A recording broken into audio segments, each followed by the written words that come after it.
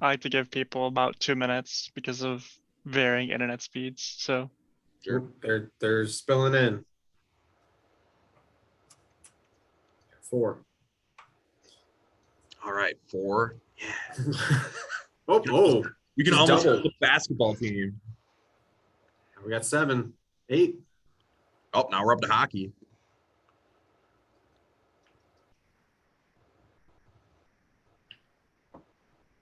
Right, I'm going for a record.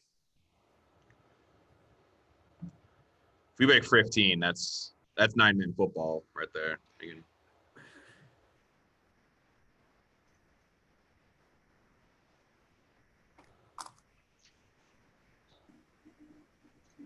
alrighty.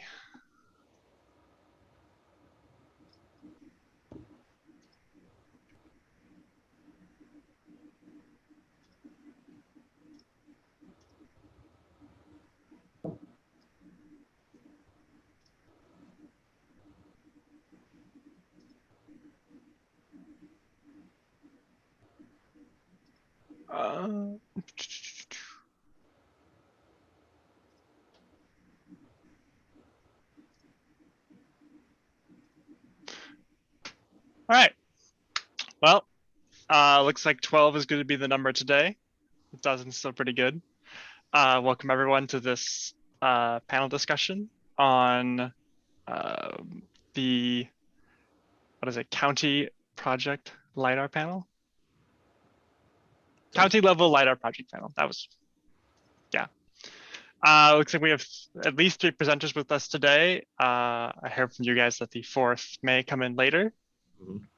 I'm going to give them as much time as possible, but just as a reminder that there is the virtual social gathering place in the Remo exhibit hall. And if you don't know how to access that, then contact one of the admins of the conference. But other than that, I'm going to hand it off to them so they can do their work. Thank you. All right. So hi, everybody. Welcome to the Goodhue County 2020 LiDAR project panel. I'm Bryan Byholm, a Goodhue County GIS system specialist. I'm here with Leanne Knott. I'm also a Goodhue County GIS system specialist. Then I am Tyler Kaebisch. I'm a geospatial project manager with Ayres, and I helped manage the Goodhue County project. There's a possibility that we could be joined later on by Lisa Hanni. She's our GIS coordinator, amongst other things around the county. She'd probably take over talking for me once she gets here. So just if we switch voices, I didn't die, just so everybody's aware. Right off the bat, we just wanted to thank some of the partners that we had right away: USGS, NRCS, MnDOT, the City of Red Wing. They helped us out a lot with getting everything squared away. We'll get into how we got our partners further on in the presentation, but we just wanted to start off with some of the big hitters. So just a little bit about Goodhue County. We're a relatively decent sized county. We're 780 square miles. We have about 50,000 people. And then with some of the project masking just outside the county to get a little bit more watershed area and things like that, our project area is about 937 square miles. Bryan, did you share your screen yet? Is it not? I haven't seen it. Oh, that's amazing. Hold on, guys. This is going so well so far. Here we go. And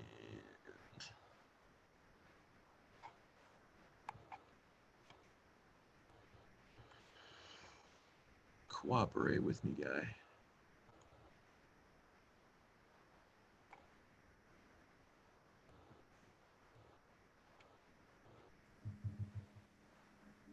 Sorry about this, guys. Apparently my Zoom is going.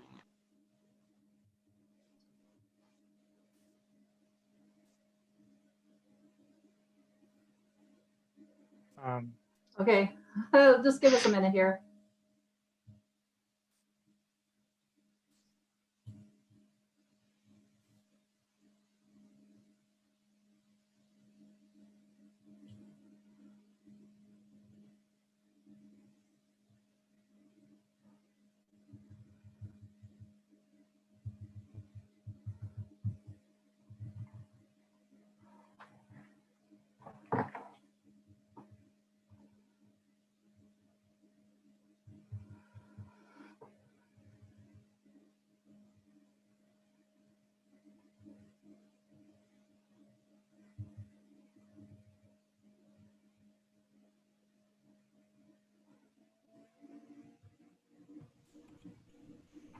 There we go. Sorry about that. It died on me. So pretty sure it was my fault. But here, let's get that fixed up so we can get that there. And There we go. there we go. Perfect. Now we're cooking with gas. All right. So we had our first regional countywide LiDAR flight in 2001.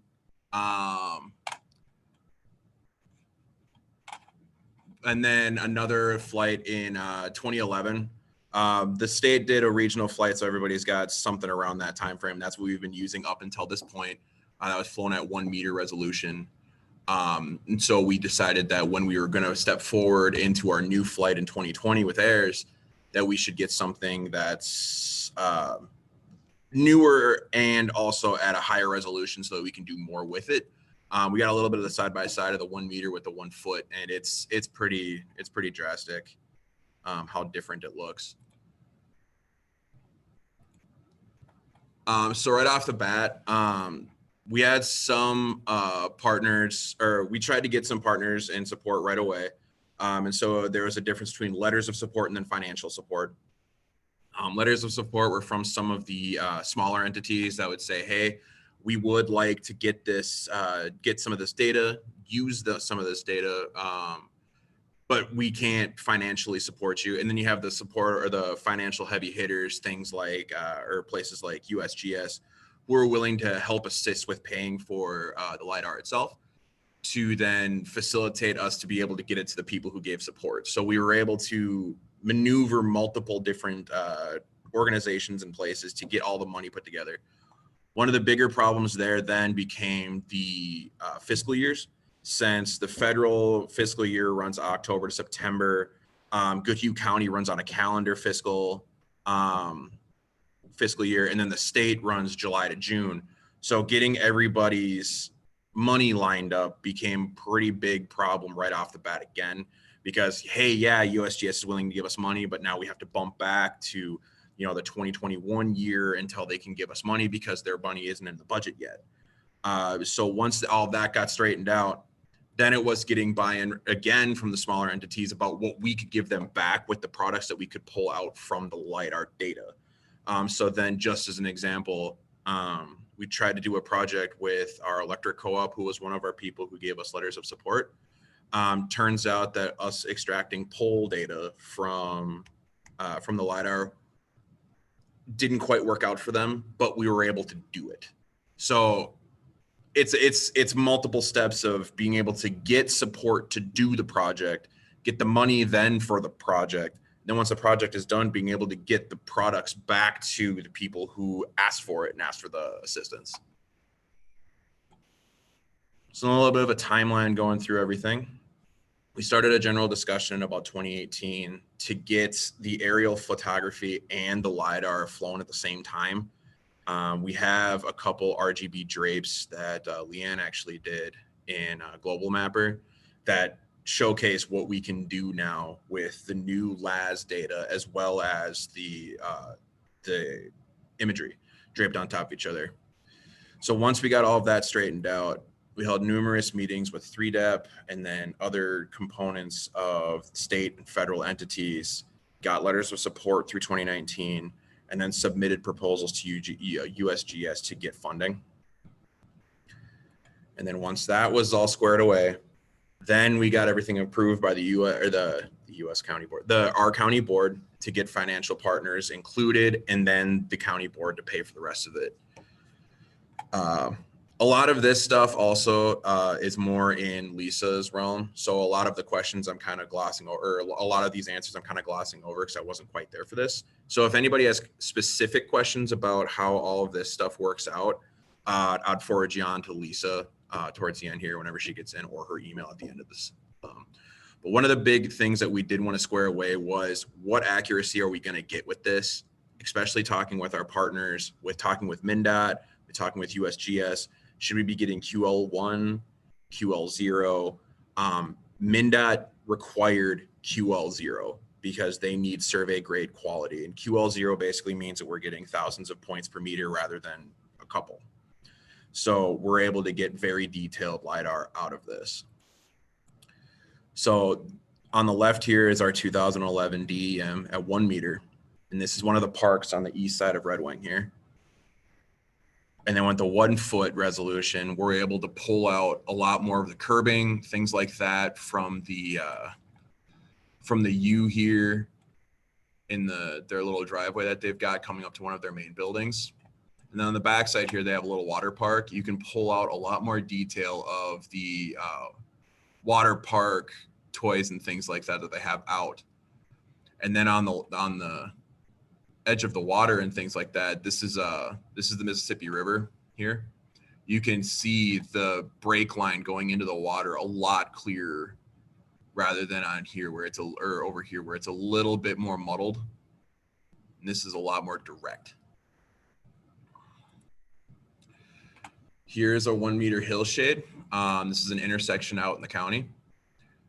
This is our basic, just 1 meter. You can see the ditches and things like that. That's nice. You can see where the rows are. The rows were cut in for planting and things like that. You can see a little bit of the low-lying vegetation and cuts for drainage. But then in 2020, you can very clearly see drop-offs here, more vegetation coming in through here, the cut into the ditch coming from that swamp area or low-lying vegetation area. And then the outlines of the houses are much more defined down on this farmstead. So everything just gets ramped up as it should if you're getting 3 times better the resolution. But it is quite drastic when you see them side by side. So this is what I was talking about with the points, point per square meter point clouds. So when you're looking at the LAS data from the side, I don't even know if you can see the points on here because they are so few in the 1 meter point or the 1 point per meter point cloud. This is what our LAS looks like now from the side. You can clearly see what kind of trees we're dealing with here.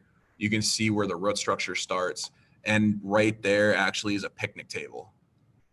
So you can pick out individual things in here. And actually, when I was playing with the data right away, since I live right across the street here, you could see I had the tailgate of my truck down in my driveway at the time. So it's pretty amazing what you can see in here just based off of the LAS points with how detailed this got. So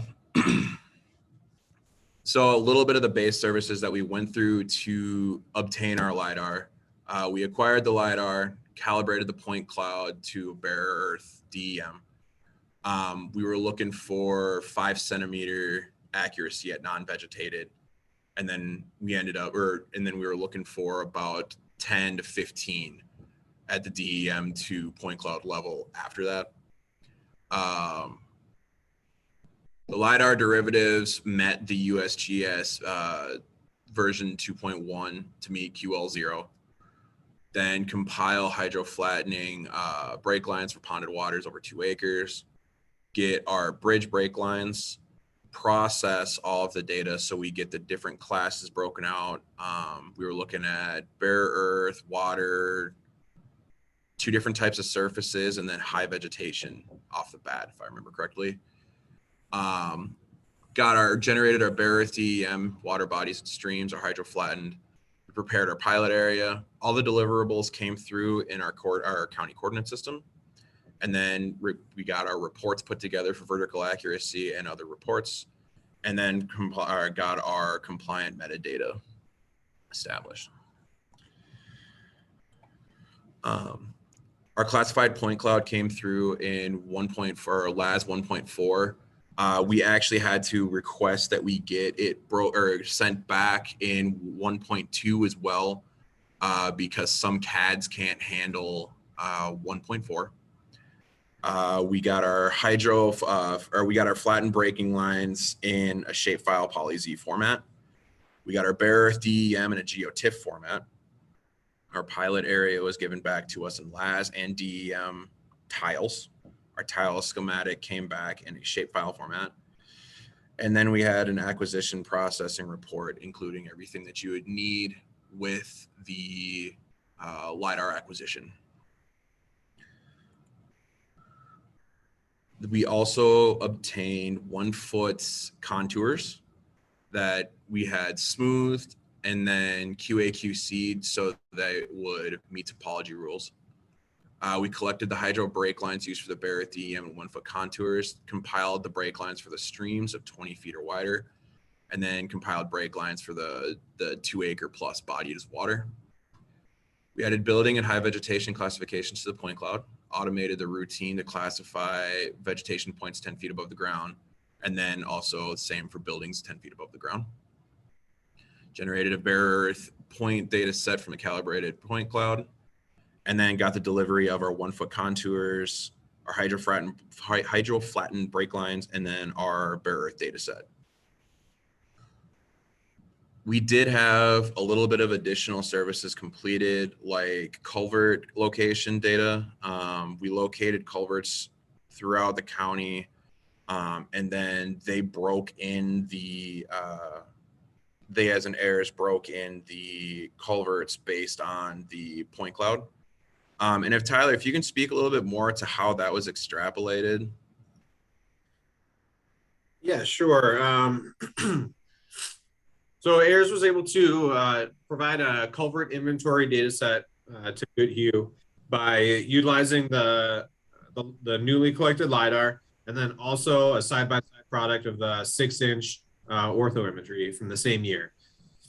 So we analyzed both of those data sets together to get those to get 3D views, oblique views, and trailer views of where those culvert locations are. And then we actually inventory those by creating a 3D line of the culvert. So each culvert actually has a elevation associated with that, with the uphill or upstream side of the culvert and the downstream side of that culvert. They have independent 3D elevation values with that. So we can actually enforce the DEM by hydro modifying that to actually have the water flow through the culvert at the actual elevation where it's flowing on the ground. Awesome. And further along, we did actually go out with an actual GPS unit and then confirm elevation change and difference. We're extremely close for pulling it from the LiDAR, so it's awesome that we have that. But we also generated the hydro enforced DEM using those new, I continuously call them brake lines, so if I use that term interchangeably, I'm sorry, but the new culvert data that we got, we then hydro enforced our DEM to allow water to flow through the current DEM, which was then used by our Soil and Water Conservation District for a lot of different things, which they very much enjoy. So then at the end of this, we got our new hydro enforced DEM and our culvert inventory data set in a shapefile format. So for our control work, we had 43 control points located throughout the county. Down here is one of the units set up to confirm that location. They did a lot of RTK survey data, and they collected it from 2 separate control networks.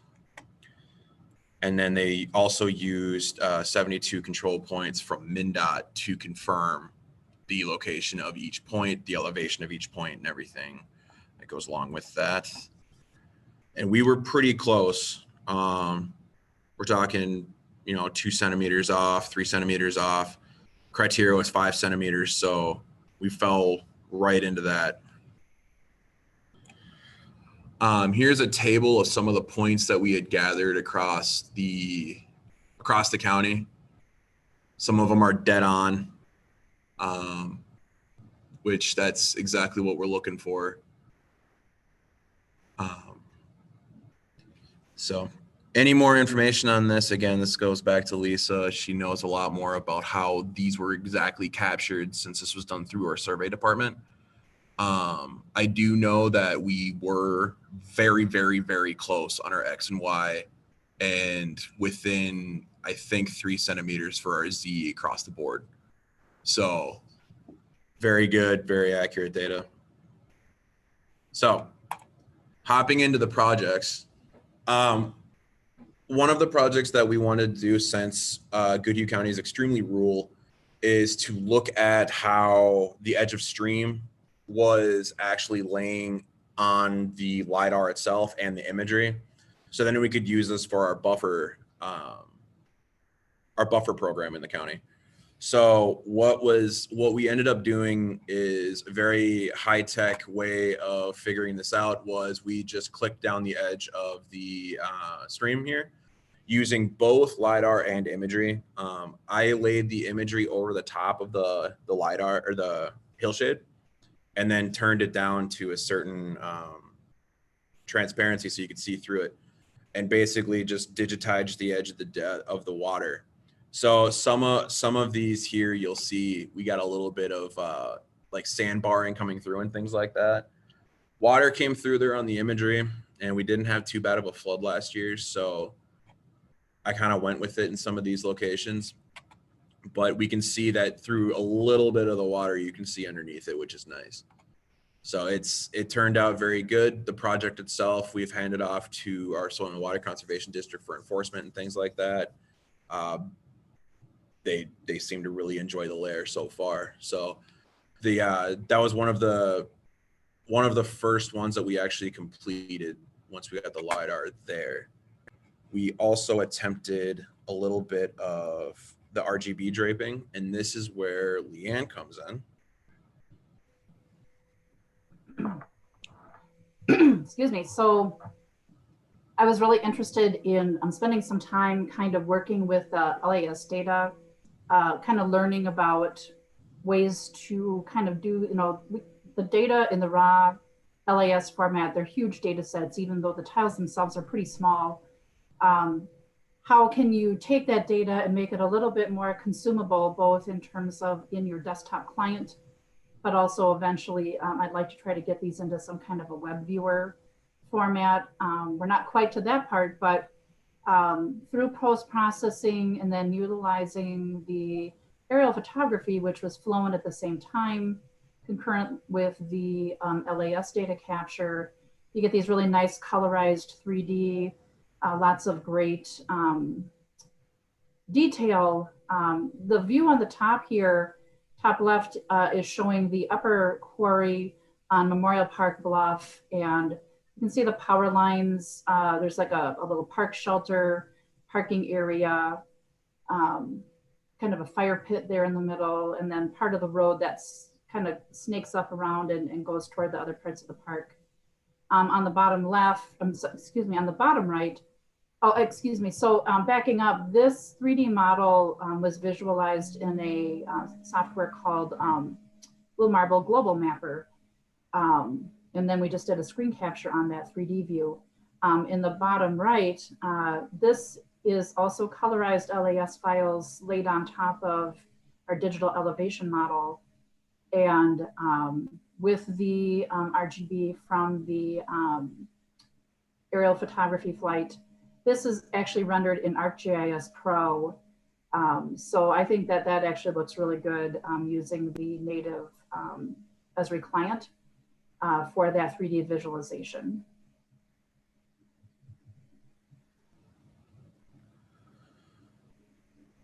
So we had a whole bunch of eye candy with this as well too. I know there was a whole bunch more screenshots, or a lot more screenshots, I'm sorry, of Red Wing that we had too, that just, they're kind of the wow factor of being able to do this at the same time.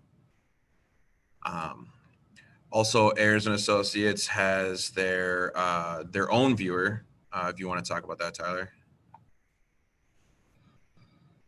Yeah, so we created, as part of the pilot project for Goodhue County, we created a small online viewer for the LiDAR point clouds and the imagery to be able to view kind of all of the 3D products so along the Mississippi there. And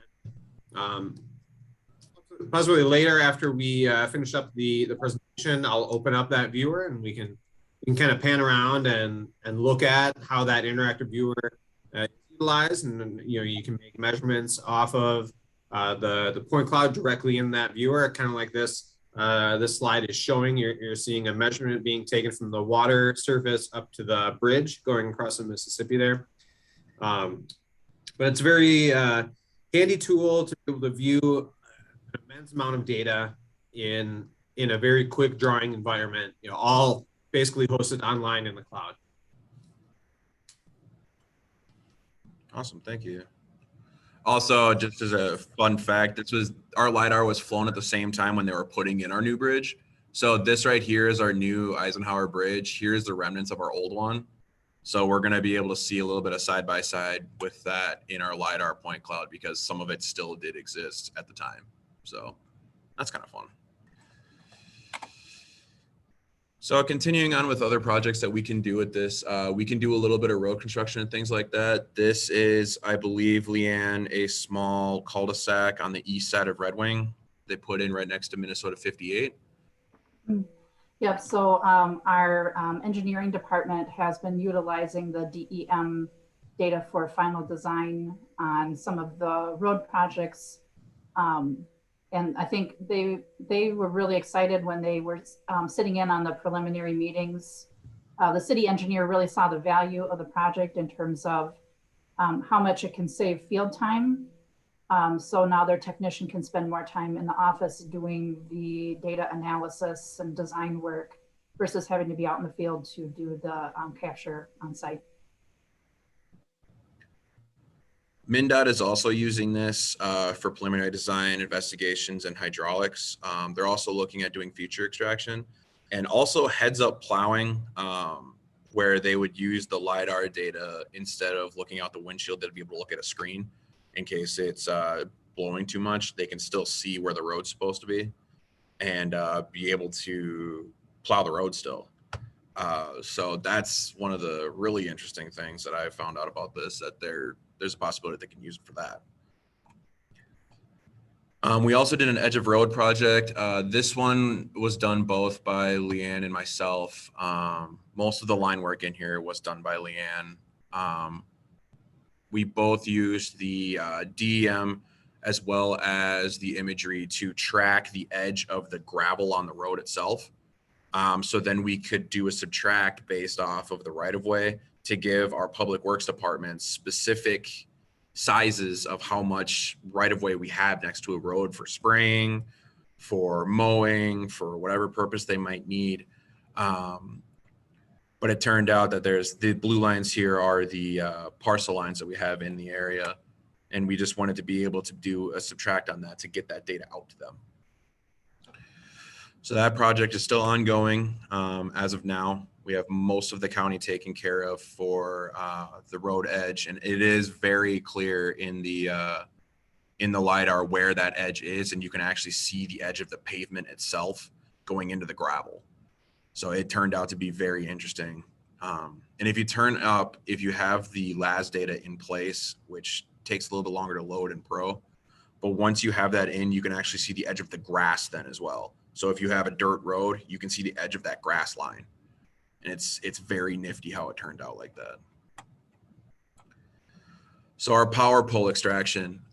This is very, very, very thinned out LiDAR. We thinned it out to show just high vegetation, which has got class stat at the time, and strip everything else out underneath it and below it, or below it and some of the noise above it, just to give us what we see here. You can make out the power lines themselves as well as the top of the pole. And there is an extraction process that I kind of figured out to be able to take the pole data and extract it down to a polygon and then take a centroid off of that, which gives us the two colored points here. The purple point here is the point that was extracted from the LiDAR itself. This green point here was supplied by Goodhue County Electric Co-op. They said that these were GPS located, but some of these were off by quite a bit, not quite a bit, but I mean 10, 15 feet from where they actually were according to the LAS. So it's one of those things that their accuracy level is okay at 10 feet, but we can extract something out that's actually a little bit closer. And when I say a little bit, a lot of it closer, which turned out to be kind of nice. The process was kind of slow, but we can do it, and it worked out really nice. And then we get into our culvert work that we did, basically back checking the data. So this is our side-by-side of our hydro flattened DEM from 2020, and then our hydro enforced DEM from 2020. And both of these do have their different uses whenever we're working around the county, but the hydro enforced has been used extensively for soil and water, things like that, showing drainages. These lines here are their extracted lines with using the hydro enforced DEM. They all are. We sent these to the cities, and I believe the city of Red Wing. We ended up finding like an extra like 4,000 or 5,000 more or something like that. It was kind of a high number. Do you remember, Leanne? I don't remember. I don't remember the exact number, but with the city of Red Wing, they have their own separate GIS system where they have inventory of culverts, but those are mostly associated with areas that are with existing or had been with existing projects. So there were a fair, I'd say a large number of culvert locations throughout the city area that now we at least have a record of based on the information from the hydro enforced DEM. And kind of what I'm hearing is that in the future, that can be a starting point for investigation for future projects, or if homeowners have questions. I mean, there's a lot of different applications for the future. So I think for the city of Red Wing, that was a real benefit to get that data set. And we ended up finding 21,600 culverts around. So that data set's going to be invaluable as we move forward. Here is a little image of, this is the east side or the west side of town here, west side of Red Wing here.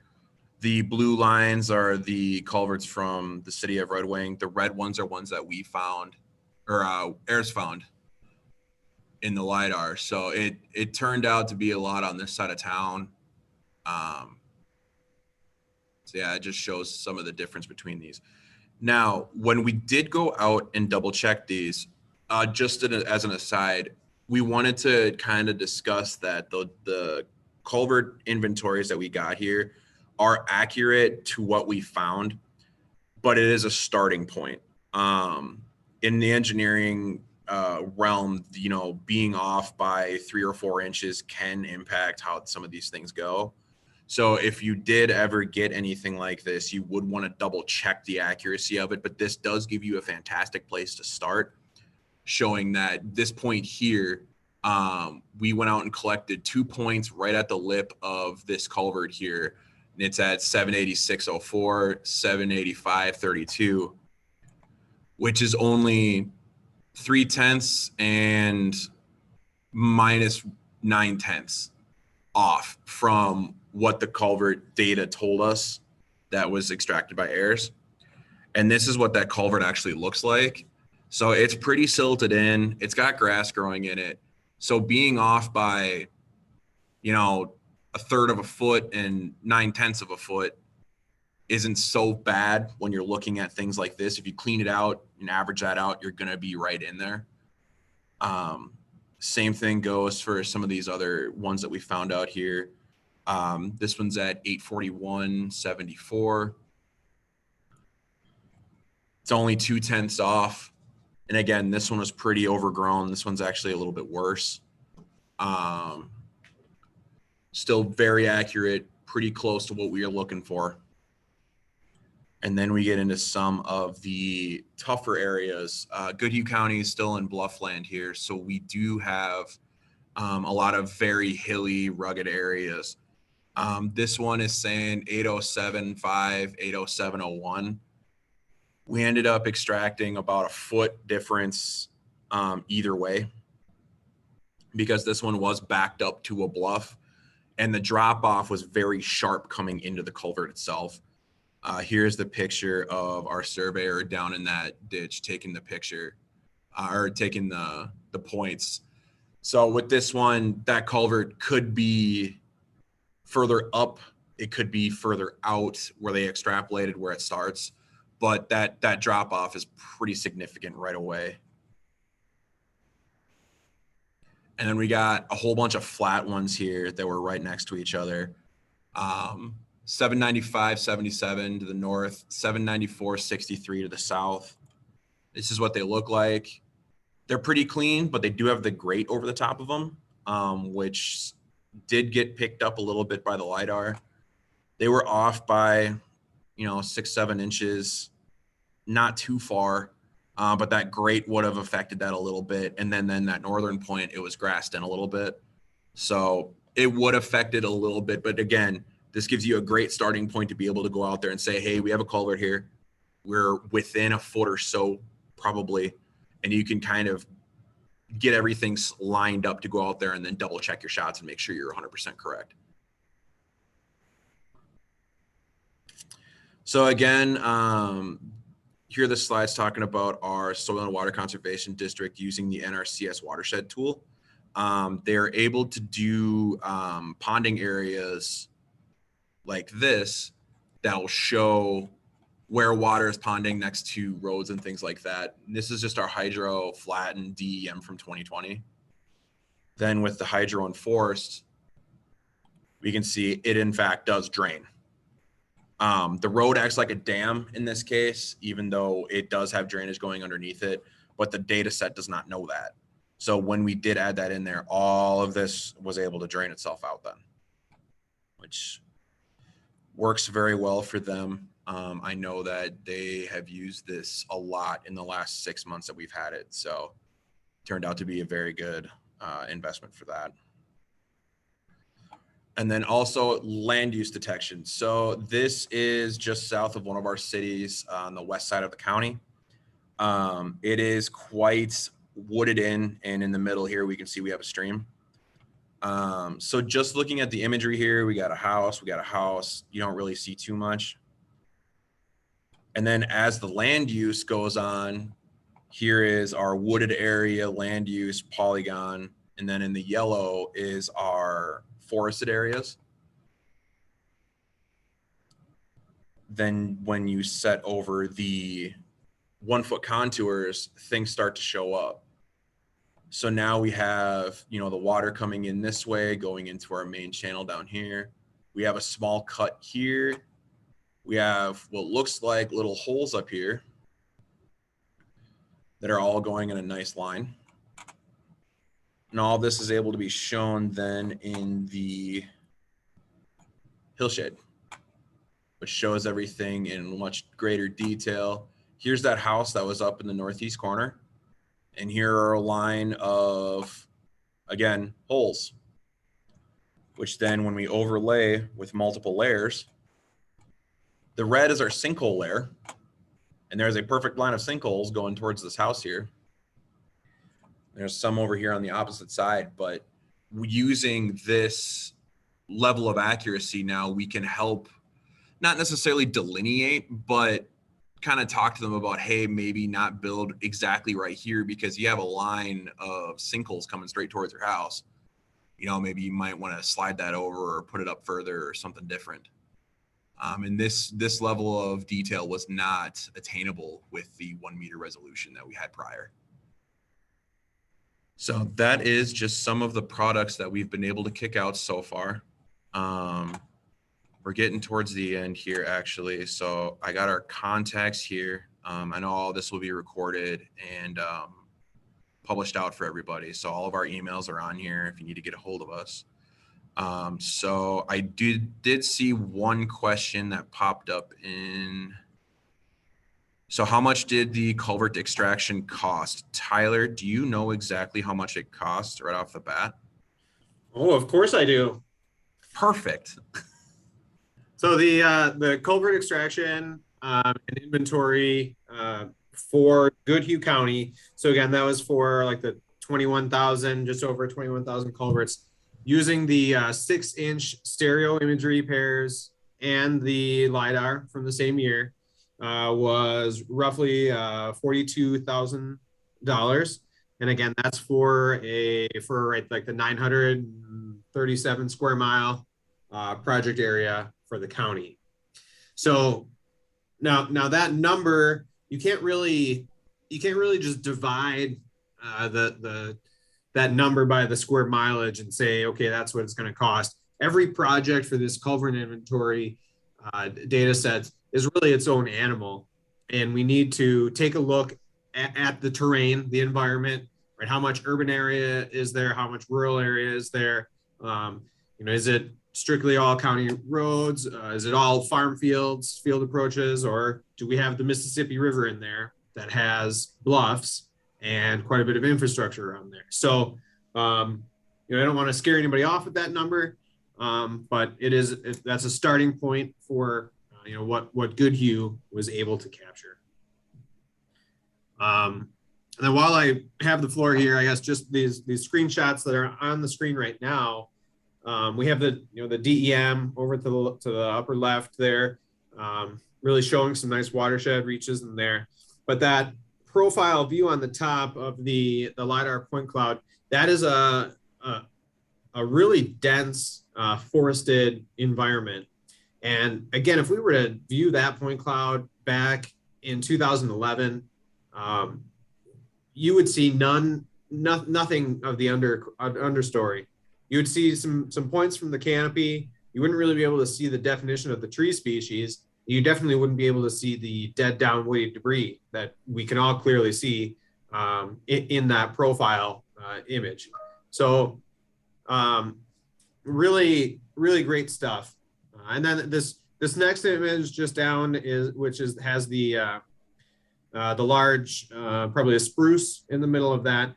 Most of those points are colorized with orange, but then we have some purples and blues and greens in the inside of that tree. And what this image is represented as, the point clouds are classified for a number of returns. So if you're hitting as the LiDAR comes down and it hits the surface, if it's a hard surface such as the ground or any of these building rooftops, you're going to get one return, bounce back off, hard surface. But within that tree canopy, we're seeing the first returns on the outside, the top of that canopy, but then we're getting multiple returns, fourth, fifth, sixth returns on the inside of that canopy, that tree structure. So that really goes to show that, when that point comes down, it's not just hitting the top and saying, okay, one is great. It's getting all of that structure within the canopy. So we can really do some advanced forest metrics with that data.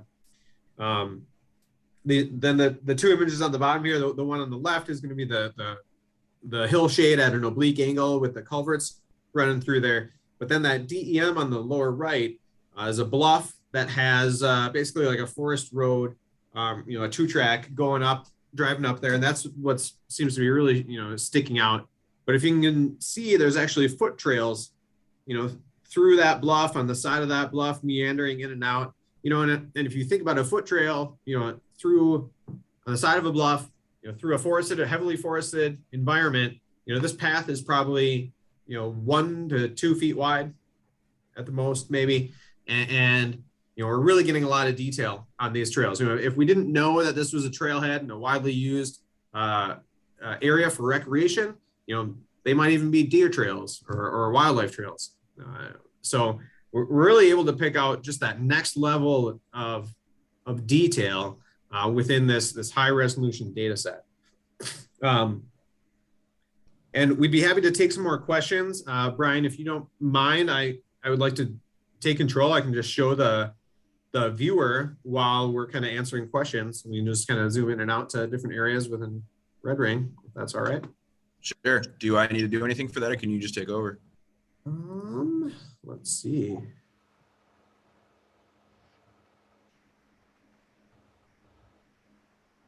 think I can take over. Okay. So I got 2 questions on mine right now. The edge of road extraction was manually done. We can automate it. We just wanted to manually do it just to make sure that everything was straight and right. Because we would have to go back and QC it regardless. And I haven't used intensity yet for any analysis. Leanne, have you used intensity? I have not. No, not yet. Okay. And then as a follow-up, Tyler, that number again was 43,000 for our county, right? Yeah, 42, 42. Just over 42. Okay. And so can everybody see the viewer on the screen? That being shared. Yep. Okay. So we have the whole county, and there's just the Red Wing area. We've loaded in some DEM, some point clouds, and some imagery to be able to view in here. And kind of zoom into Red Wing, and I'll zoom in there pretty quick, and we'll see. We'll kind of watch how fast the point clouds render in the distance and in the foreground. And so right now we have the high vegetation built into there for the point clouds, but we have some 3D buildings in there as well, and the ground models as well. So here is that new bridge that was being put in during this process, and we can see there's some cranes here, and we can get down and zoom in here. We can see that there's even the scaffolding. We can see the scaffolding in the shadow of the imagery. If we were to rotate around, we can actually see that that in the point cloud very, very well.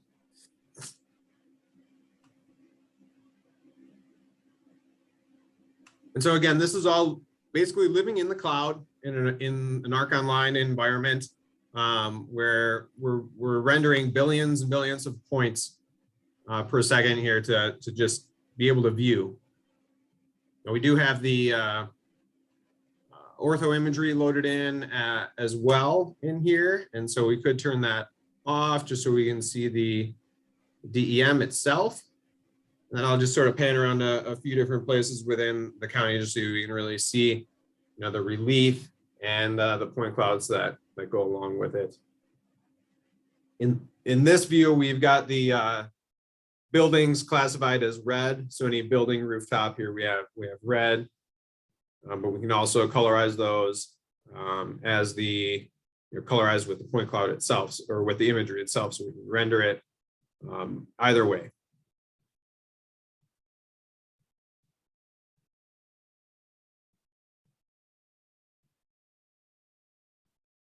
Here we have a golf course, and we got some buildings in here, and we can zoom in on this little gazebo in here and watch the points render. And so if we wanted to, we could take measurements off of the roof line here, the edge of the roof line. And then the top of the roof line here, maybe just to here. We could even get a rise over run on those measurements, or we could measure it to the ground and see, okay, this thing is in meters, it's about 3 meters tall. So all these things are kind of customizable, and I can build in tools and widgets into the online viewer to really get the most bang for your buck out of your project.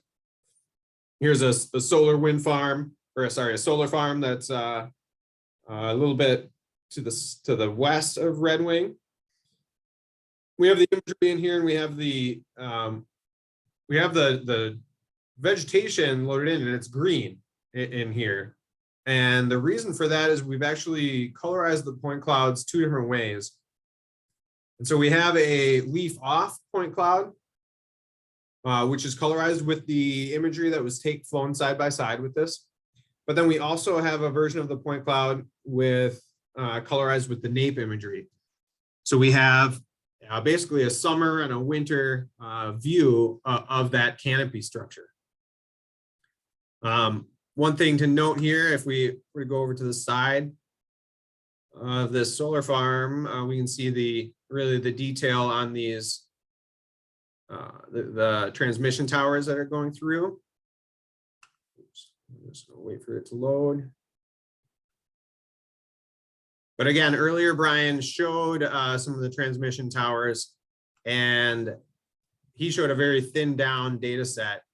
And so with these high resolution data sets, these 30 point per meter data sets, you can really get a much better look of the transmission corridors throughout the county.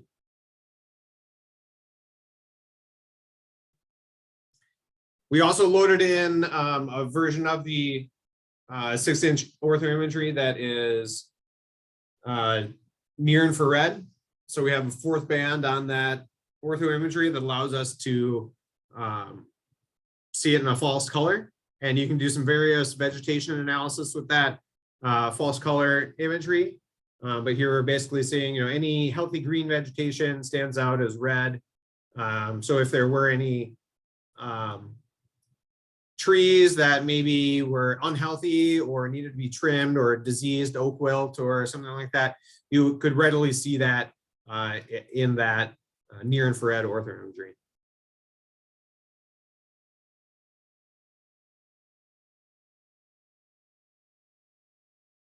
This is just a view of, as it loads here, this is a view of the highest point within Red Wing.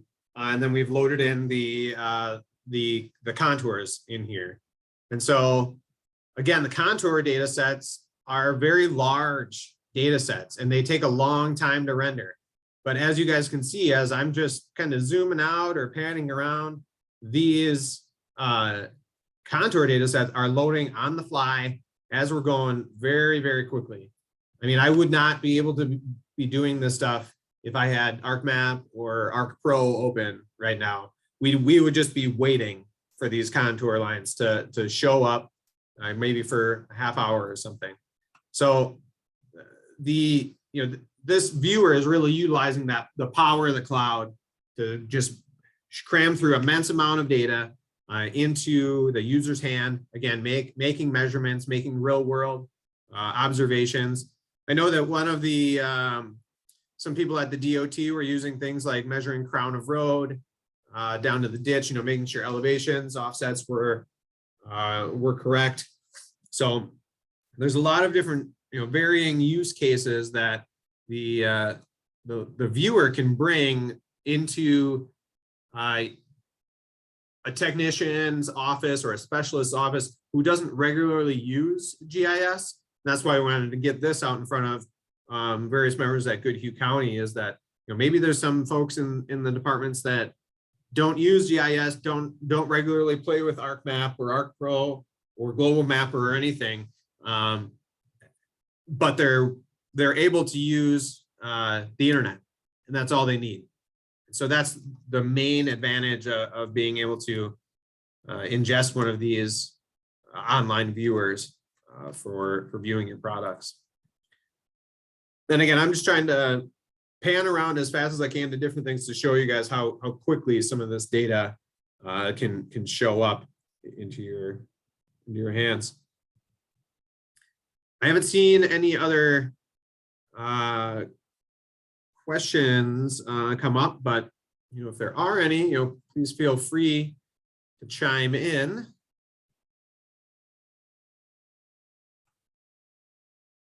Or any other comments? I don't know, Bryan or Leanne, do you guys have anything else?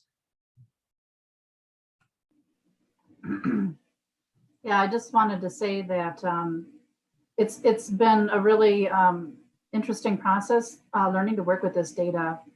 It sometimes feels like you're eating an elephant one bite at a time.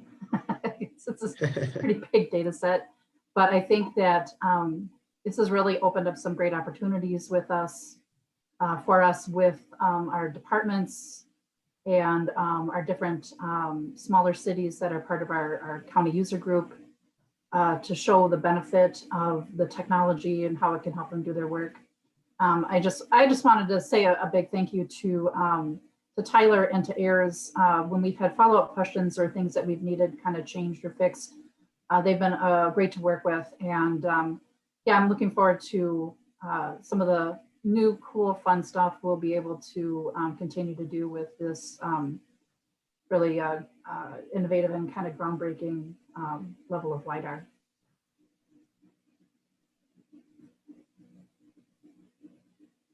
Yeah, we're really excited about this data and what all the different departments are going to be able to get out of this. And we're also excited that Goodhue County has kind of been a leader in the geospatial data realm for the state. They've stood out every time they have completed a LiDAR project. They've kind of been one of the first ones to go into an unknown area, unknown territory, and gather new products or higher resolution products. And so this could be a great use case for other counties, just to be able to see what kind of data did you guys get out of this resolution, and is it worth it or not so much. So there's a lot of people out there who are skeptical of they see the added cost for a QL0 product, but there's definitely a lot of return for your investment, a lot of more bang for your buck, so to say.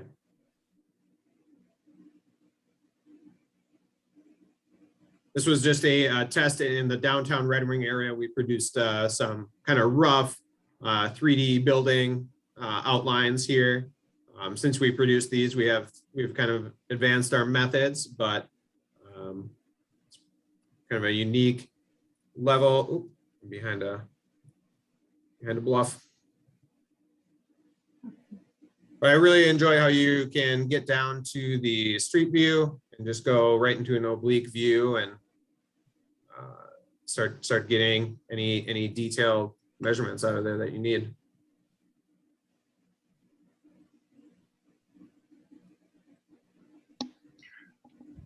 Looks like another question popped up in the Q&A from Patrick again. And can we see the railroad tracks in this? Yes. Where are the railroad tracks? They're going to be just on the north side of Barn Bluff there. So yeah, if you go the big bluff there that your cursor's right next to and zoom in. Yep, right there. Yeah, this is it. Here we go. Here's a bridge. There's a bridge for that, for the railroad. We have the railroad tracks in there. And so I can actually turn on the ground points just to show you how many there are. And we can also turn on the points colorized with the imagery as well. So they kind of blend in when we have just the imagery on itself, but you can kind of get a sense of how many points there are reflecting off that ground. Earlier I mentioned it, it's billions and billions of points. So again, here we have this really great representation of the power lines going across this river area. We can see the shadow of the power lines in the imagery, and we can see that really nice transmission line right next to that. One thing that changed greatly in this area since the 2011 collect was there were a few bridges replaced along the downtown waterfront area. And so some of the infrastructure is really different. And so when you compare the two side by side, you really are seeing what that difference is and the detail. One thing that I found interesting, so LiDAR is typically collected at night.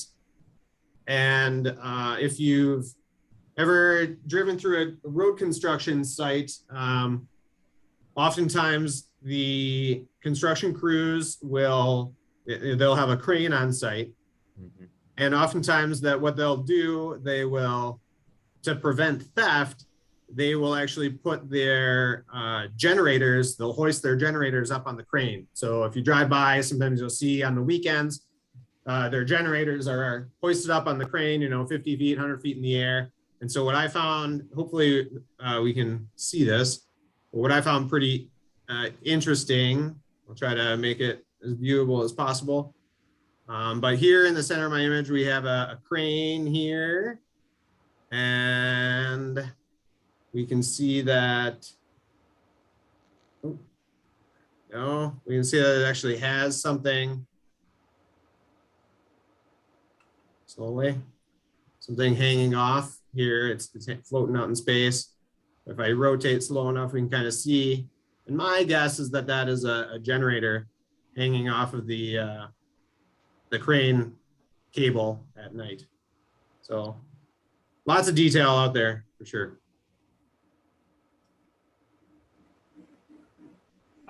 It does look like we're coming up on 2:30 now. So unless there's any last minute questions, I would like to thank Bryan, Leanne, and Tyler for presenting today. LiDAR is really cool stuff. It's amazing. But yeah, doesn't look like there's any more questions. So I thank you guys, and I'm going to end the webinar session now. I hope everyone enjoys the last couple of days here at the GIS LIS conference. And yeah, any last words from you three? Nope, just thanks to the consortium for giving us an opportunity to talk about this project, and hoping to see everyone in person next year. I agree. All righty, have a good day, everyone. Thank you. Bye. Thank you.